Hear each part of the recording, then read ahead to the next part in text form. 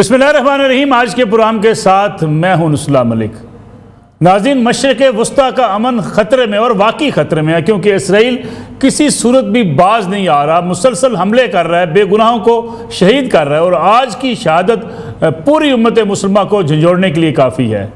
Hasan Nasrallah शहीद कर दिए गए हिज़्बुल्लाह के सरबराह थे, लेकिन इसराइल इसके साथ साथ अब भी ढिठाई का मुजाहरा कर रहा है, मज़ीद इक़दाम करने का ऐलान कर रहा है, मज़ीद बमबारी के ऐलानात कर रहा है और जंग से पीछे हटने का नाम नहीं ले रहा।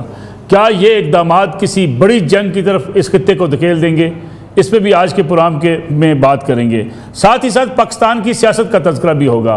पाकिस्तान तहरीक इंसाफ का एहतजाज, हुकूमत ने यह एहतजाज रोक दिया। PTI को गिला शिकवा है कि उन्हें एहतजाज नहीं करने दिया जा रहा। और प्रोग्राम के आखिरी सेगमेंट में बात होगी आर्मी चीफ के दौरे कराची की, जहाँ उन्होंने ताजरों से मुलाकात भी की, सनतकारों से मिले और इस बात का इयादा किया कि मुल्क की मैशत बेहतरी की तरफ गामजन हो चुकी है। लेकिन प्रोग्राम के पहले सेगमेंट में मेरे साथ मौजूद हैं मुल्क के मुमताज़ मजहबी स्कॉलर जनाब अमीन शहीदी साहब। अमीन शहीदी साहब, बहुत बहुत शुक्रिया आपका प्रोग्राम में वक्त देने के लिए। उनके साथ तशरीफ़ रखते हैं सीनियर सहाफ़ी तज़कियाकार मंसूर जाफ़र साहब, मशरिक़ वस्ता अमूर के माहिर हैं। मंसूर जाफ़र साहब, आपका भी बहुत शुक्रिया। अमीन शहीदी साहब, प्रोग्राम का आगाज़ मैं आपसे करना चाहूँगा। आज बड़ी शहादत हुई, हसन नसरुल्लाह को शहीद कर दिया गया, लेकिन जिस तरीके से इसराइल ढिठाई का मुजाहरा कर रहा है, मुसलसल जंग की तरफ बढ़ता हुआ दिखाई देता है और बेगुनाहों का कत्लेआम कर रहा है, हमें नज़र आता है कि पूरी दुनिया खामोश बैठी है। अगरचे पाकिस्तानी वफद ने वज़ीर-ए-आज़म की सरबराही में अक़वाम मुत्तहिदा की जनरल असम्बली में एहतजाज भी किया, उनकी तकरीर का इज़राइली वज़ीर-ए-आज़म का बाइकाट भी किया, लेकिन नज़र ये आता है कि कोई इसराइल को रोकने वाला नहीं है। बिस्मिल्लाहिर्रहमानिर्रहीम। सबसे पहले मैं आपके इस प्रोग्राम के तवस्सुत से आलम इस्लाम को इस अजीम शहादत पर तस्दीक़ अर्ज़ करूँगा। जहाँ तक सैयद हसन नसरुल्लाह की शख्सियत का ताल्लुक़ है, उन्होंने अपनी 32 साला क़यादत के दौरान हिज़्बुल्लाह को उस मकाम तक पहुँचाया कि आज उनके एक एक जुमले का तज्ज़िया आलमी इदारे बैठ के कर रहे होते हैं। इसमें कोई शक नहीं कि सैयद हसन नसरुल्लाह की शहादत एक बहुत बड़ा सानिया है, लेकिन ये हक और बातिल की जंग है, इस्लाम और कुफर की जंग है, सहयूनियत और दीन की जंग है। इस जंग में नजरियाती तौर पर वही लोग सामने आएंगे जो नजरियात के तर्जुमान होंगे, कुरान के तर्जुमान होंगे, रसूल पाक के फरामीन के तर्जुमान होंगे। तो इसलिए ये बात हमेशा जहन में रखिएगा कि अनबिया का साथ कभी भी माशरे के उस तबके ने नहीं दिया जिसके अंदर नजरियात ना हो। आज भी ऐसा ही है। 58 मुसलमान ममालिक हैं, इनमें आपको मालूम है कि कौन इन नजरियात के तहफ़्फ़ुज़ के लिए खड़ा है और कौन सिर्फ अपने मादी मफादात और चंद रोज़ा जिंदगी के मफादात की हिफाजत के लिए खड़ा है। ऐसे में अगर हिज़्बुल्लाह को आप देखें या हमास को आप देखें, ये वो ग्रुप्स हैं, या फिर हौसियों को देखें जो अपनी शहादत की कीमत पर मैदान में खड़े हैं।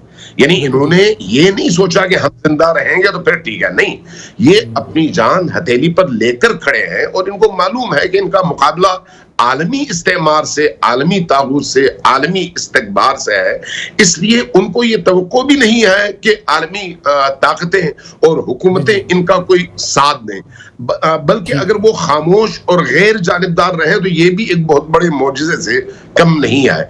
इस वक्त गुज़श्ता इस एक साल के अंदर हमास ने और हिज़्बुल्लाह ने जिस तरह से इसराइलियों को नाखून चने चबवाकर उन्हें इस हद तक जिच कर दिया है कि वो इस वक्त सिर्फ और सिर्फ निहत्ते शहरियों को निशाना बना रहे हैं। ये इस बात की अलामत है कि अब उनके पास मंतिक खत्म है, दलील खत्म है, उनके पास कोई वाज़ेह दुश्मन मौजूद नहीं है। वो बेगुनाह मुसलमानों को, बेगुनाह इंसानों का कत्लेआम करके अपनी धाक बिठाना चाहते हैं। लेकिन ये सुन्नत इलाहिया है, अल्लाह की सुन्नत है कि जब इस तरह से कोई जालिम ताकत पागलपने पर उतर आए तो उसकी मौत उसी हिसाब से करीब आ जाती है। सैयद हसन नसरुल्लाह की शहादत अगरचे बहुत बड़ा वाकया है, लेकिन इस पर कोई शक नहीं होना चाहिए कि इस शहादत के बाद जब इसराइल की बारी आएगी तो वो फिर आपको मालूम पड़ेगा आइंदा आने वाले अय्याम में कि किस तरह से इसराइल अपनी तबाही और बर्बादी के बहुत तेजी से करीब पहुंच रहा है। ये उसका हतमी नतीजा होगा इस तरह की अजीम शहादतों का, चाहे वो इस्माइल हनिया की शहादत हो, चाहे वो सैयद हसन नसरुल्लाह की शहादत हो। अगर आपको याद हो, अब्बास मूसवी जब शहीद हुए थे तो उस वक्त ये हिज़्बुल्लाह एक छोटे से पौधे की शक्ल रखती थी, लेकिन उसी हिज़्बुल्लाह ने आज पूरे यूरोपीय यूनियन, अमेरिका और इसराइल को मुकाबले में खड़ा करके तन्हा उनका मुकाबला किया है। और आज भी ये कैफियत मौजूद है। इस वक्त जो बम यहां पर गिराए गए और जिन तैयारों से हमला हुआ वो अमेरिका के दिए हुए।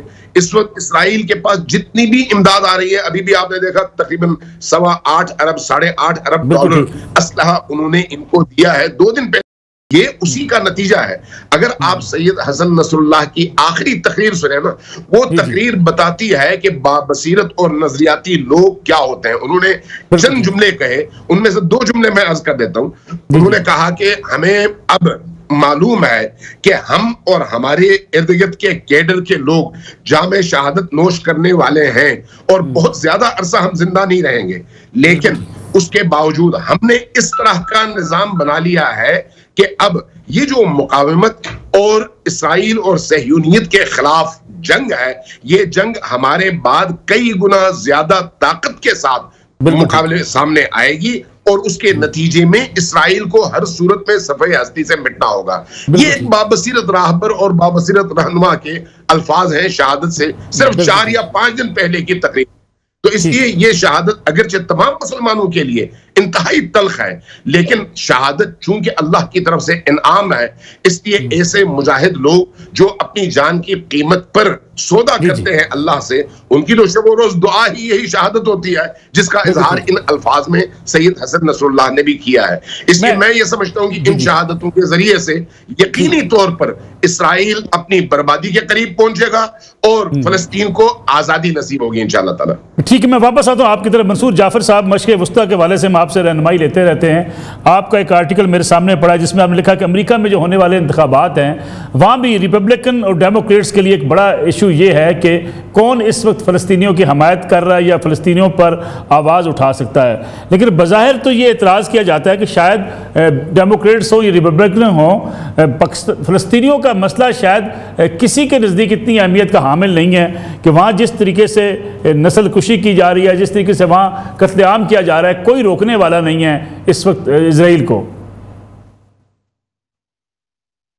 यकीनन जी, अमरीकी इंतखाब का जो इस वक्त मैं समझता हूँ जो स्टेज सजा हुआ है, उसमें जो दोनों सदारती उम्मीदवार हैं उनके दरमियान जो अगर आप पहला मुबाहिसा हुआ है उसका एनालिसिस करें तो उसमें जो सबसे एम्फसाइजिंग चीज है वो यही है कि उन दोनों ने एक दूसरे से सबकत ले जाने की कोशिश की है कि हम इसराइल को तहफ़्फ़ुज़ और सिक्योरिटी फराहम करने में डोनाल्ड ट्रंप कमला हैरिस से आगे बढ़ने की कोशिश में और कमला हैरिस डोनाल्ड ट्रंप से आगे बढ़ने की कोशिश में।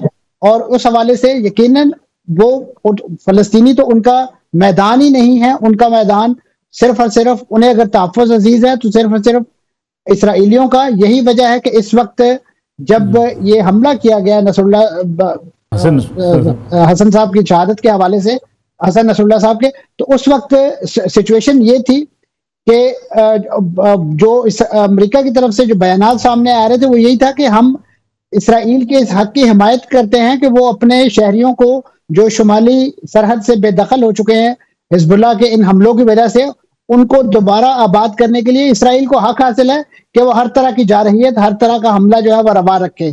तो फिर अगर यही जवाब है तो फिर जब आपने फलस्तीन की सरजमीन पर, गजा की सरजमीन पर नाजायज कब्जा जमाया है तो ये फिर अहले गजा का और हमास का हक था कि वो आपकी सरहद को पार करते हुए अपना उस कब्जे को छुड़ाने के लिए जाएं।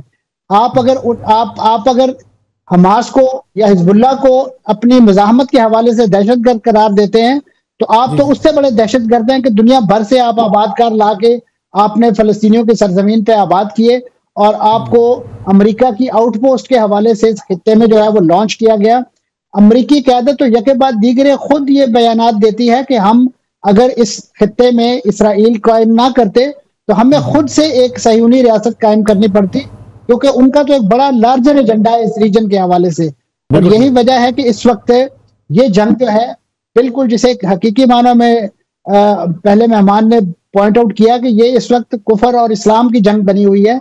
और यही वजह है कि इसमें जो इस्लाम का साथ देने वाले, जो मज़ाहमत का, मुकावमत का साथ देने वाले हैं, वो तमाम दुनियावी फवायद और तमाम दुनियावी नुकसानात को तज के उनको खातिर में ना लाते हुए जो है वो अपना सब कुछ झोंक के, आप देखिए कि इस हसन नसरुल्लाह साहब के खुद साहबजादे इस मार्के में माजी में काम आ चुके हैं, उनकी साहबजादी के हवाले से भी इतलात हैं कि वो भी शहीद हुई हैं। इसी तरीके से आप हमास की लीडरशिप को आप देखिए कि किस अंदाज से इसराइल को जब भी शिकस्त हुई कि वो इस्माइल हनिया साहब को नहीं शहीद कर सका, तो उन्होंने गजा के अंदर उनकी पूरी फैमिली, उनके 3 बेटे, उनके पोते पोतियों समेत जो है वो खून में नहला दिए, और फिर उसके बाद मजीद बुज़दिली मुजाहरा करते हुए उन्हें एक तीसरे मुल्क में बतौर मेहमान की हैसियत में जो है वो शहीद कर दिया गया। तो ये इसराइल की जो मैं समझता हूँ खजालत है, क्योंकि वो मैदानी जंग में तो मुजाहिदीन को और इन जाबाजों को वो ज़िक पहुंचाने में नाकाम रहा है जिसका वो बड़ा दावा करता है कि हमने आधी से ज्यादा मज़ाहमत जो है वो खत्म कर दी है। वो आधी से ज्यादा मज़ाहमत जो है आज भी उन्हें खान यूनिस के इलाके में भी, रफा के इलाके में भी घात लगाकर हमलों का शिकार कर रही है। और यही सूरत हाल इस वक्त जब हिजबुल्लाह के तंजीम की तरफ से हसन नसरुल्लाह की शहादत के हवाले से ऐलान किया जा रहा था, तो उनकी खड़ी की हुई तंजीम, उनके जो जनूबी महाज के जो लोग थे वो 50 के करीब रॉकेट और मिसाइल जो है वो इसराइल के मुख्तलिफ शहरों पर दाग रहे थे। तो लिहाजा ये उन लोगों के लिए जवाब है जो ये बात करते हैं कि इस वक्त शायद हिजबुल्लाह जो है वो यतीम हो गई। इसमें कोई शक नहीं कि इस लेवल की क़यादत का यकदम मंजर आम से चला जाना जो है वो एक बहुत बड़ा शौक होता है और एक बहुत बड़ा जो सदमा होता है। लेकिन ये तंजीमें जो है वो कोई अफराद के गिर्द नहीं खड़ी होती, ये नजरियात के गिर्द खड़ी हैं, और यकीनन उनके साथ जो वाबस्तगी है और जो हल्फ उन्होंने अपने उन नजरियात के तहफ़्फ़ुज़ और तरवीज के हवाले से लिया हुआ है वो आज भी उसके लिए मैदान अमल में मौजूद है। वक्ती तौर पे यकीनन तंजीम के लिए एक धचका है, लेकिन मैं समझता हूँ कि जिस तंजीम को उन्होंने जिन बुनियादों पर इस्तेमाल किया वो उनकी उसी स्ट्रक्चर पर खड़ी रहेगी और इसराइल को उसी तरीके से नाको चने चबाती रहेगी जिस तरीके से उनकी जिंदगी में ये काम किया करते थे। अमीर शरीफ साहब, मंसूर जाफर साहब, क्या आप इस बात से इत्तेफाक करते हैं, क्योंकि लीडरशिप टारगेट रही है इसराइल की, हमास की लीडरशिप, हिजबुल्लाह की लीडरशिप, अगर लीडरशिप ऐसे टारगेट होती रही, जो मंसूर साहब कह रहे हैं कि नहीं इससे कोई फ़र्क नहीं पड़ेगा, वक्ती तौर पे ये ज़रूर हो सकता है कि लीडरशिप को जब टारगेट किया जाता है, लेकिन उसके बाद हमास हो, हिजबुल्लाह हो, उसी कुव्वत के साथ जो है वो इसराइल का जवाब देती रहेंगी। देखिए, इससे पहले क्या शेख अहमद यासीन शहीद नहीं हुए हमास में? उनकी शहादत के बाद लीडर्स बदलते रहे या नहीं? लेकिन क्या उनकी शहादत के बाद हमास की तहरीक में मजीद जान पैदा हुई या कमजोरी आई? यकीनी तौर पर मजीद जान पैदा हुई। यही सूरत हाल हिजबुल्लाह की है। सईद अब्बास मूसवी की शहादत के मौके पर ये इतनी ताकतवर नहीं थी, लेकिन जब शहीद हसन नसरुल्लाह ने कमान संभाली तो वक्त के साथ साथ ये मजीद ताकतवर होती चली गई।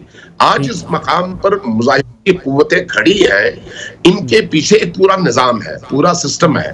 उस सिस्टम में जाहिर है लीडरशिप की दर्जाबंदी है कि अगर पहली लीडरशिप, पहले फेज की लीडरशिप अगर शहीद हुई तो उसकी जगह लेने वाली उससे ज्यादा ताकतवर और जवान खून मौजूद है। इसलिए मैंने ये जो शहीद हसन नसरुल्लाह की आखिरी तकरीर के 2 जुमले आपसे अर्ज किए थे वो इसी हकीकत की अक्कासी है कि अगर वो कैडर सारे का सारा शहीद हो जाता है तो उनके पीछे मौजूद कैडर में ज्यादा कुव्वत है, क्योंकि वो शुहदा के दामन में परवरिश पाई हुई नस्ल है और वो कैडर है। तो इसलिए अगरचे इसमें कोई शक नहीं कि इस तरह की शख्सियात का बिछड़ना बहुत बड़ा सदमे का बायस है, लेकिन जगह खाली नहीं रहती, बल्कि उस जगह में ज्यादा कुव्वत के साथ लोग आ जाते हैं और सिस्टम पहले से इतना मजबूत है। ईरान के अगर आप सुप्रीम लीडर का आज का खत पढ़ें तो उस खत में भी उन्होंने ये कहा कि हिजबुल्लाह की जो स्ट्रक्चर और उनकी जमात का जो निजाम है वो इतना मजबूत है कि इसराइल इस तरह की शहादतों के जरिए से उस निजाम को खत्म करने के बारे में सोच भी नहीं सकता। और ये हकीकत है। अगर आप 1 साल के अंदर इसराइल के गजा में हमले के नतीजे में होने वाली तबाहियों को देखें तो वो अवामी तबाही है, आम पब्लिक की। लेकिन आया उसने कोई नुकसान हमास को पहुंचाया? क्या उनके सुरंगों तक वो पहुंचे? उनके असल जो मकामात थे उन तक पहुंच सके? नहीं। क्या उनकी कुव्वत को खत्म कर सके? नहीं। कल भी अगर आप देखें तो इन्होंने आज सुबह भी बैलिस्टिक मिसाइल फायर किए हैं हैफा पर। तो ये जो फायर का सिलसिला है, जहाद का सिलसिला है, लड़ने का सिलसिला है, ये अब उस फैसला कुन मरहले में दाखिल हो चुका है कि मैं तो इस तरह से इसको देख रहा हूं कि आइंदा आने वाले दिनों में जंग फैसला कुन उस मरहले में दाखिल हो रही है कि अब या तुम नहीं या हम नहीं। इसलिए कि इसराइल ने तमाम हदें क्रॉस कर ली है और बिल्कुल बाउले कुत्ते की शक्ल इख्तियार कर ली है। और उसमें अब हिजबुल्लाह के सामने भी कोई रुकावट मौजूद नहीं होगी कि पहले वो आवाम को निशाना नहीं बनाते थे, बाजारों को निशाना नहीं बनाते थे, पब्लिक मकामात को कभी उन्होंने निशाना नहीं बनाया। उन्होंने सिर्फ और सिर्फ आर्मी के और हुकूमती तंसीबात को निशाना बनाया। अब मेरा ख्याल है इस मरहले के बाद शायद उनके भी हाथ आजाद हो और वो भी खुलकर अपनी कुव्वत का इस्तेमाल कर सकें। मंसूर जाफर साहब, बढ़ती हुई जंग जो है ये किसी बड़ी जंग का पेशगामा हो सकती है? जी, इसमें कोई शक नहीं जी। अमेरिका और इसराइल की ये पूरी बल्कि दिली ख्वाहिश है कि वो जो जंग का थिएटर है इसको वसी किया जाए और इसमें दीगर मुल्कों बिलखुसूस ईरान को जो है वो शामिल किया जाए।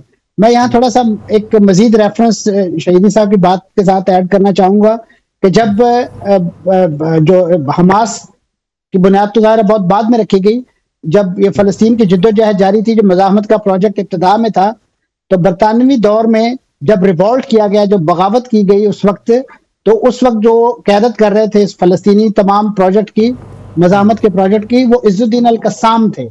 उनकी शहादत के बाद उनके पैरोकारों के कभी ये जहन में भी नहीं होगा कि उनके नाम से एक ऐसी तंजीम जो बाद में हमास का मिलिट्री विंग बनेगी और वो इसराइल के साथ मतभेड़ करेगी। और फिर इसी तरीके से शेख यासीन साहब की शहादत के बाद किसी के वहमो गुमान में भी नहीं था कि उनकी शहादत से कुव्वत पाकर उनकी तंजीम एक ऐसा रॉकेट इजाद करेगी कि जो इसराइल की टैंकों के परखचे उड़ा के रख देता है। तो मैं समझता हूँ कि ये वो जज्बा है बुनियादी तौर पे कि उन नामों को, उनके कामों को इस अंदाज से मज़ाहमत ने जिंदा रखा हुआ है। आपके दूसरे सवाल की तरफ आते हैं। जी, यकीनन इस जंग का जो स्पेक्ट्रम है वसी करने के हवाले से अमेरिका और इसराइल की पूरी कोशिश है और वो बार बार इसी नौयत के ललकार और इसी नौयत के दावे करता है कि ईरान ने तो बड़े रद्द-ए-अमल की बात की थी, तो ईरान की तरफ से तो कोई रद्द-ए-अमल देखने को नहीं आया, ना उन्होंने इस्माइल हनिया साहब की शहादत पर कोई बात की और ना अब, और खासतौर पे अब जिस अंदाज से एक कर्रो-फर के मामले को अपनाते हुए अभी जो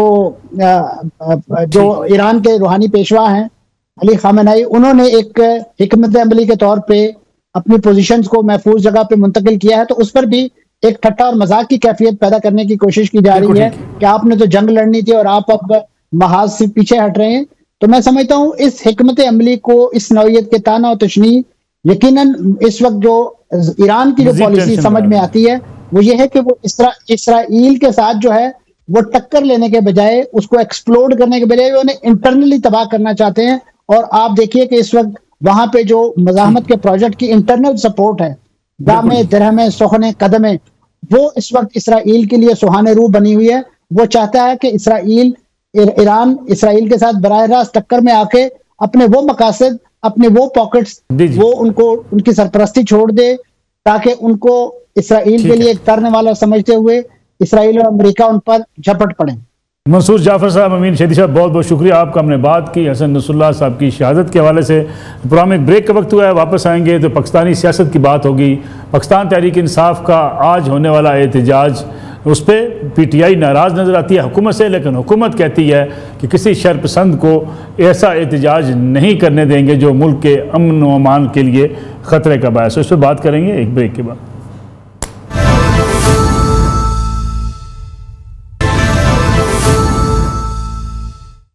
प्रोग्राम में एक बार फिर खुश आमदीद। हमारे साथ मौजूद है मुस्लिम लीग नवाज से खेलदास कोस्तानी साहब, उनके साथ तशरीफ रखते हैं नदीम कुरैशी साहब पाकिस्तान तहरीक इंसाफ से, जबकि सीनियर साफ़ी तजियाकार इसारा नाम साहब भी हमारे साथ मौजूद हैं। खेलदास कोस्तानी साहब, आज PTI ने लियाकत बाग में जलसा करना था, आपने जलसा करने नहीं दिया, जगह जगह रोका गया। PTI को शिकायत हैं कि तशद्दुद किया गया कारकुनों के ऊपर। मसला क्या है PMLN के लिए? अगर कोई एहतजाज कर ले, जलसा कर ले, तो जलसा तो एक जमहूरी हुकूमत में हर किसी का हक है। देखें, वज़ीर आला पंजाब मरियम नवाज शरीफ साहबा ने कहा था कि पंजाब में कानून है, पंजाब में कानून की अमल दरामदी है, पंजाब में जो कानून की पासदारी है। अगर कोई कानून तोड़ने के लिए पंजाब में दाखिल होगा तो उसको मुंह तोड़ जवाब मतलब दिया जा। तो ये जो आप देखें, एक सूबे का वज़ीर आला हर हफ्ते यलगार लेकर पंजाब में चढ़ाई करता है, कभी इस्लामाबाद जो कैपिटल है उस पर चढ़ाई करने की कोशिश करता है। मुझे सिर्फ ये बता दें कि क्या पंजाब की KPK की आवाम अमन नहीं चाहती? KPK की आवाम तालीम नहीं चाहती? क्या KPK की आवाम अपने मसाइल का हल नहीं चाहती? क्या KPK की आवाम तामीर और तरक्की नहीं चाहती? जो ये सारा लश्कर कशी और जो वसाइल उस फितने और फसाद पे खर्च कर रहे हैं, तो KPK की आवाम कहाँ जाएगी? और मैं समझता हूँ आज जो रावलपिंडी इंतज़ामिया और पंजाब पुलिस को मैं सलाम पेश करता हूँ, जिस तरह फसादियों को और हजूम को जो है दाखिल होने नहीं दिया गया, और कारकुन जो थोड़े बहुत बेचारे आए थे, ये जो गंडापुर का इनकलाब यू टर्न हो गया और ये इनकलाब जो है बढ़ गया, तो उसने, मैं समझता हूँ उस कारकुनों को मायूसी हुई होगी। उनको समझना भी चाहिए समझते हैं कि आज आपने जलसा नहीं करने दिया। देखें, हम जलसा, अगर लाहौर में आप देखें, मौलाना फजल रहमान साहब ने इज्तिमा बड़ा किया मीनार पाकिस्तान में, पुरअमन इज्तिमा था। तो ये अगर जब 9 मई के बाद इनका जो रिकॉर्ड है, ये फतना और फसाद चाहते हैं। लाहौर में जलसा करने दिया था ना खेलदास कोस्तानी साहब, लाहौर आपने जलसा करने दिया, पिंडी नहीं करने दिया। देखे मगर ये वो इनकलाबी जो कहा था ना, मैं पंजाब पे आके हमला करूंगा, तो वो कहाँ भाग गया? आया, पहुंचा नहीं, आज भी भाग गया। मैं सिर्फ ये कहना चाहता हूं, देखें इस वक्त पाकिस्तान की मईशत जो है बेहतर हो गई है, पाकिस्तान की जो मुआशी सूरत हाल बेहतर हो गई है, और वजीर आजम शहबाज शरीफ साहब की क़यादत में पाकिस्तान जिस तेज रफ्तारी से वापस उस 2017 की तरफ जा रहे हैं, ये सिर्फ ये बता दें मेरे भाई, जब भी पाकिस्तान की मईशत बेहतर होने जाती है, पाकिस्तान में इस्तेकाम आता है, तो ये 2014 से इनकी आज तक ये पॉलिसी रही है, ये फितना फसाद इस्लामाबाद में लेकर आना, यहाँ हालात को खराब करना, या 9 मई दोबारा, तो ये हम उनको करने नहीं देंगे। सियासी सरगर्मियां करना किसी पे पाबंदी नहीं। मगर दूसरी बात ये भी है, दूसरी बात ये भी है, देखें इनके जो मौजूदा क़यादत है वो बड़ी समझदार है। वो जिस तरह जो इनका उमर अयूब साहब हो, चेयरमैन गौहर साहब हो, किस तरह वो पतली गली से निकल जाते हैं, और जो मासूम कारकुन है उनको हर हफ्ते हर दिन उनको जो है। ठीक है, मैं इसमें रिस्पांस दे रहा हूँ कोस्तानी साहब का। कोस्तानी साहब वापस आता हूँ आपकी तरफ। जी साहब, जो कोस्तानी साहब बात कर रहे हैं, इकानमी बेहतर हो रही है, जब इकानमी बेहतर होती है आप जलसे जुलूस शुरू कर देते हैं। इमरान खान साहब जेल में है, मुकदमात अदालतों में है, PTI भी कुछ थोड़ा सा सब्र नहीं कर सकती? बिस्मिल्लाह रहमान रहीम। एक तो मैं खेलदास कोहिस्तानी साहब ने जो फरमाया कि जी इनकी क़यादत पतली गली से निकल गई, बिल्कुल ऐसा नहीं है। अच्छा, हमारे साथ तो जो होना है, आपको तो पतली गली भी नहीं मिल रही इंशाअल्लाह ताला। आप जो ये इक़्तिदार की राहदारियों में फॉर्म 47 के जरिए आजकल चहलकदमी फरमा रहे हैं, आपके दिन बड़े थोड़े हैं। पाकिस्तान की तारीख में ये पहली गवर्नमेंट होगी जो सबसे जल्दी अपने इख्तिताम तक पहुंचेगी, चूंकि ये बददुआओं के साथ, लोगों की तकलीफ के साथ, लोगों की तमन्ना के साथ आगे बढ़ रही है। जहां तक आपने फरमाया, देखें इमरान खान साहब जेल में है, सियासी कैदी हैं, जमीर के कैदी हैं। उन्होंने कोई पाकिस्तान से मनी लॉन्ड्रिंग नहीं की, उनके बेनामी अकाउंट्स में कोई अरबों रुपया नहीं आए। किसी मकसूद चपड़ासी ने उनके एवज दुबई में और लंदन के बैंकों में पैसे नहीं भेजे, ना उन्होंने पानामा में, लंदन में, दुबई में, मिडल ईस्ट में किसी और जगह प्रॉपर्टीज बनाई। वो शख्स रूल ऑफ लॉ की स्ट्रगल कर रहा है, और जो लोग इज्जत के लिए जेलें काटते हैं वो बड़े मोतबर होते हैं। मुजरिम में और इज्जत के लिए जेल काटने वाले शख्स में बड़ा फर्क है। नदीम कुरैशी साहब, एक मुकदमा जो उनके ऊपर है मलिक रियाज साहब से जो है ज़मीन लेने का, जब उनसे सवाल किया गया था, आपको याद होगा कि भाई आपने मलिक रियाज से बैरिया टाउन से ज़मीन ले ली अल कदर ट्रस्ट के हवाले से, तो उन्होंने कहा कि शौकत खानम को लोग 9 अरब सालाना देते हैं, आप कोई पैसे दे रहा है, कैसे, कौन है, कैसा है, मुझे तो नहीं पता। क्या इस छतरी के नीचे इस बात को माना जा सकता है कि अगर एक बड़ा प्रॉपर्टी टाइकून आपको जायदाद दे रहा हो, ज़मीन आपके नाम करवा रहा हो, और उसको शौकत खानम के फंड के साथ रिलेट कर दिया जाए, मुमकिन है ऐसा? मलिक साहब, जान की अमान पाऊं, चूंकि आपसे भी जान की अमान पाना बड़ा जरूरी है आजकल।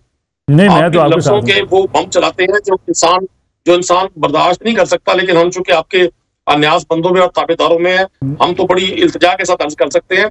इमरान खान ने सर कोई मलिक रियाज साहब से जमीन लेकर को अल कादर पावर प्लांट तो नहीं लगाया, कोई अल कादर शुगर मिल तो नहीं लगाई, कोई अल कादर रियल स्टेट की कोई नई कॉलोनी तो नहीं बनाई। यार ये पहला मौका है, आप भी मिडिल क्लास को रिप्रेजेंट करते हैं मलिक साहब, मैं भी मिडिल क्लास से हूँ, अच्छी इदारों से तालीम आपने भी हासिल किया। मुझे साहब आपको पता है ट्रस्ट में जब अपनी फैमिली के लोग शामिल होते हैं ट्रस्ट कैसे होते हैं। मेरे लिए सर मेरे लिए तो ये खबर है अभी पाकिस्तान में सूफीज्म पे रहमतुल्लाह अलैह अथॉरिटी के जेर तमाम बनने वाली यूनिवर्सिटी को बतौर करप्शन केस डील किया जा रहा है। उसको अल कादिर ट्रस्ट नहीं कहते। 190 बिलियन पाउंड, एक तो ये पाउंड्स के डॉलरों के बड़े हिले हुए हैं, चूंकि इन्होंने सारी जिंदगी यही इकट्ठे किए हैं, तो इन्होंने दानिशा उस केस का नाम भी 190 बिलियन पाउंड रखा। घर तो नहीं रहेगा ना खान साहब, वो अल कादिर यूनिवर्सिटी कायम है, बच्चे तालीम हासिल कर रहे हैं, आप विजिट करें, बल्कि मैं तो आपको मलिक साहब लेकिन जलसे पे बता देना, जलसा आज हुकूमत जीत गई, जलसा आप नहीं कर सके। कौन सी हुकूमत जीत गई? ये हुकूमत जीत रही है, ये सारे बुजरा के लटके हुए चेहरे, ये तो लाहौर में कहते थे लोग नहीं इकट्ठे हुए। वो हमारी मिनिस्टर इंफॉर्मेशन है, जिनको मैं मिनिस्टर झूठ और फ्रॉड का नाम दूंगा कि वो उन्होंने बेचारी ने बोलना ही झूठ होता है। वो खातून है, हमारे लिए काबिल एहतराम है, लेकिन चूंकि उनकी जिम्मेदारी है, लेकिन मैं समझता हूँ इतना झूठ माजी में कभी नहीं बोला गया। इंफॉर्मेशन मिनिस्टर्स गुनाहें इकट्ठी करते हैं अपने लिए, हुकूमतों को तहफ़्फ़ुज़ देने के लिए, अपनी नौकरी पक्की करने के लिए, लेकिन मौजूदा दौर का जो तर्जुमान है, इन्होंने रिकॉर्ड तोड़ दिया झूठ के। वो फरमाती थी जी 1600 लोग थे, 30 फला जगह से आए थे, 20। तो आज ये जो पिंडी को नो गोरिया बनाया हुआ है, और मैं खेलदार साहब को दरखास्त करूंगा, खेलदार साहब सिंध से है, सिंध भी पाकिस्तान है, केपी भी पाकिस्तान है, बलूचिस्तान भी पाकिस्तान है। अली अमीन गंडापुर साहब की सारी एजुकेशन लाहौर की है, वो गवर्नमेंट कॉलेज लाहौर से पढ़ते रहे हैं, उनकी आला तालीम भी लाहौर से है। तो वो अगर लाहौर आना चाहते हैं तो वो पाकिस्तान के शहरी हैं। भाई इसको आप पंजाब की लश्करकशी का नाम न दें, हम बैठे हैं पंजाब के बेटे। आपने जो नई इस्तेलाह इजाद कर दी है पंजाब, पाकिस्तान पर दुनिया ने लश्करकशी की हुई है। ये IMF के जो कर्ज के तौक आप पाकिस्तानी कौम के गले में डाल के बगले बजा रहे हैं, ये कोई मेडल ले रहे हैं आप लोग? लेकिन कुरैशी साहब जो अली अमीन गंडापुर साहब हैं, काबिल एहतराम हैं, CM एक सूबे के, उनकी जो लैंग्वेज है, मैं ढोल बाजे से आऊँगा, बारात लेकर आऊँगा, जिस किस्म के वो ललकार रहे होते हैं, ये एक महज़ब चीफ मिनिस्टर की ज़बान हो सकती है? अच्छा, मैं भी इसको मुनासिब नहीं समझता था, लेकिन जब पंजाब की सीनियर मिनिस्टर मरियम औरंगजेब साहबा ने अपनी प्रेस कॉन्फ्रेंस में कहा कि तो हम तो जी बैंड बाजों का इंतजार करते रहे। अच्छा, मैं बड़ा हैरान हुआ इस बात पर, तो ये कौन सी इनकी ट्यूनिंग थी आपस में जो वो बैंड बाजे लाना चाह रहे थे और वो इंतजार कर रही थी? ये मेरे लिए बड़ी खबर थी। तो जब भाई मियाँ बीवी राजी तो क्या करेगा काजी? जब अगलों को एतराज नहीं है, हुजूर मलिक साहब आप और मैं एतराज करने वाले कौन है? ये खुद कहा सीनियर मिनिस्टर ने कि जी मैं तो बैंड बाजों का और घोड़ों का इंतजार करती रही हूँ। ठीक है, मैं आपको गुजारिश कर दूं सर, जितनी गुफ्तगू, जितनी नाजेबा गुफ्तगू खान साहब के बारे में, उनकी फैमिली के बारे में, पाकिस्तान तहरीक इंसाफ की खवातीन के बारे में, और हमें देखिए ना, मैं कॉमन पाकिस्तानी हूँ, जब मुझे कहा जाएगा ये गद्दार है जी, ये एंटी स्टेट है जी, ये शायद मेरे दिल पे क्या गुजरेगी सर। चलो मैं आता हूँ आपको वापस आपके दिल में इसार राणा साहब से भी तजिया ले लूंगा। इसार राणा साहब जी सर, एक मिनट सुन ले, एक मिनट। अल्लाह गवाह है, मैं हल्फ कहता हूँ, मैंने पाकिस्तान की एक पैनी की करप्शन अपने बच्चों को नहीं खिलाई, मैंने अपने बच्चों को हराम नहीं खिलाया। मैं सबसे ज्यादा प्राउड करता हूँ पाकिस्तानी होने पर। ये जो पाकिस्तान को लूटने वाले गित है ना, जब मैं इनके भाषण सुनता हूँ तो मुझे बड़ी हैरानी होती है। अनोखा मुल्क है सर, कतार में रहने वाले। मैं आपको पॉइंट ऑफ व्यू आ गया आपको पॉइंट ऑफ व्यू। यहाँ पर हम एक ब्रेक के वक्त हुआ, वापस आते हैं कमर्शियल ब्रेक के बाद। पुराने एक बार फिर खुश आमदीद इसार राणा साहब। ये जो आज एक वीडियो भी हमने देखी कि उमर अयूब साहब खड़े हैं बहुत दूर, कारकुनों के ऊपर जो शेलिंग हो रही है, कारकुन पुलिस के साथ लड़ रहे हैं, उनको रोका जा रहा है, लेकिन लीडर्स कोई काफ़ी दूर वीडियोस बना रहे हैं, मज़े से आराम से खड़े हैं। यही एतराज़ PTI के बाद लोग करते हैं कि जो उनकी लीडरशिप है इस वक्त वो ही संजीदा नहीं है। मैं ना मलिक साहब, हम जब बचपन में जवानी में क्रिकेट खेलते थे, शादरे में हमारा मैच था, तो जो हमारा कप्तान था ना, वो हर बॉल पे अपील करता था, अंपायर से बहस करता था। वो बात बड़ी, वो लड़के शादरे वाले थे, उन्होंने सन पोट छटे। जब हमें मार पड़ी थी तो हमने देखा कप्तान किथे, कप्तान गायब। वो खैर जब मार वार खा के हम खुने सुझा के गए तो वो दरख्त के नीचे बैठे। हमने कहा कप्तान जी तो लड़ाई शुरू की थी, आपे गायब हो गए। कहता कप्तान का काम है सिर्फ वो हुक्म देना, बाकी खिलाड़ियों का काम है मुकाबला करना। तो ये सारे ही जो कप्तान है, गौहर अयूब हो, ये सारे वही लोग हैं, ये वो विचोलने हैं जो लड़ाई बढ़ा के खुद कोने पे जाके खड़े हो जाते हैं। और मैंने अपनी आंखों से देखा है, नुसरत भुट्टो साहिबा को टांके सर पे लगे, बीबी ने बाकायदा बाहर निकल के मुकाबले किए।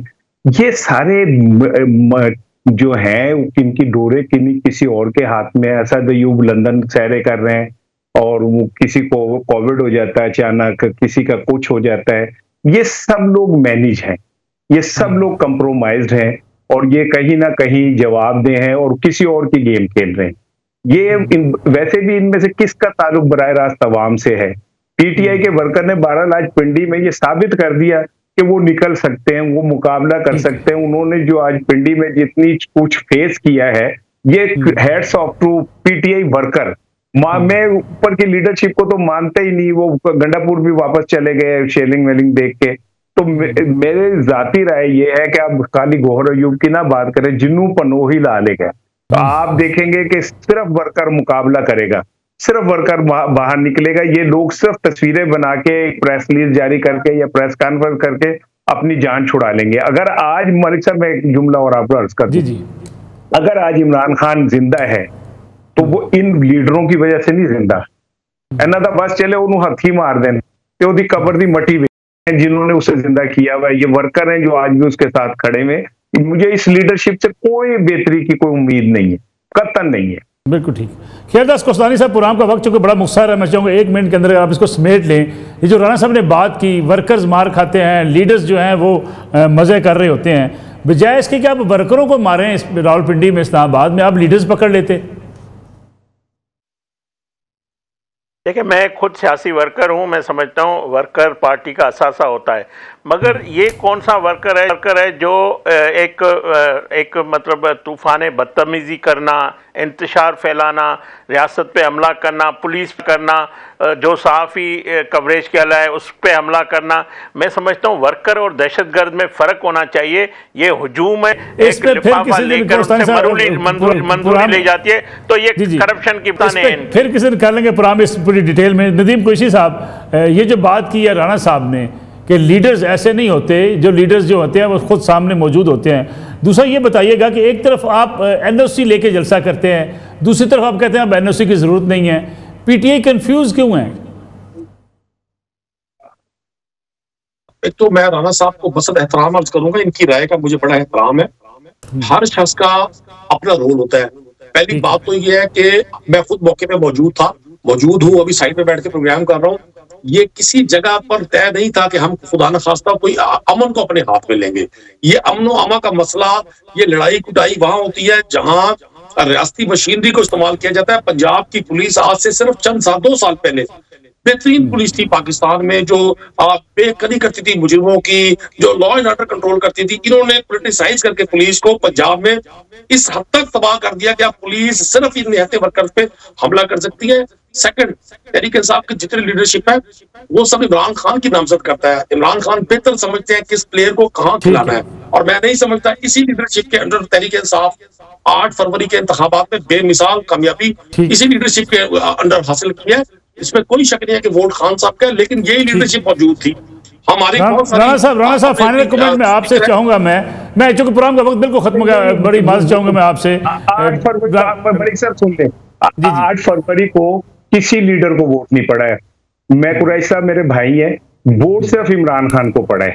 इन लीडर्स में से किसी को नहीं वोट पड़ा, ना इन लोगों ने इलेक्शन कैंपेन चलाई, सिर्फ इमरान खान को वोट पड़ा है। और दूसरी चीज मैं ये कह दूं कि ये जिस तरह पीटीआई के लीडर्स भाग रहे हैं, इन्हें तो नून लीग में होना चाहिए, क्योंकि ये तो उनका काम है भागना, इनका काम तो नहीं है। इनका काम तो सामने आके फेस करना है चीजों को।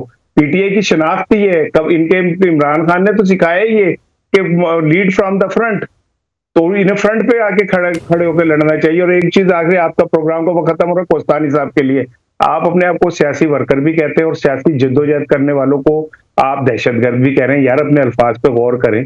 आप तो ऐसा लग रहा है कोई प्रेस रिलीज पढ़ रहे हैं आपको। मुझे तो लग रहा था कि आप कोई सियासी लीडर है, मुझे तो ऐसा लग रहा है कि आप कोई सियासी वर्कर। चले चूंकि आज प्रोग्राम का वक्त चूंकि कम था, क्योंकि आज हसन नसरुल्लाह साहब की शहादत की वजह से हमें उस मौजू की तरफ जाना पड़ा।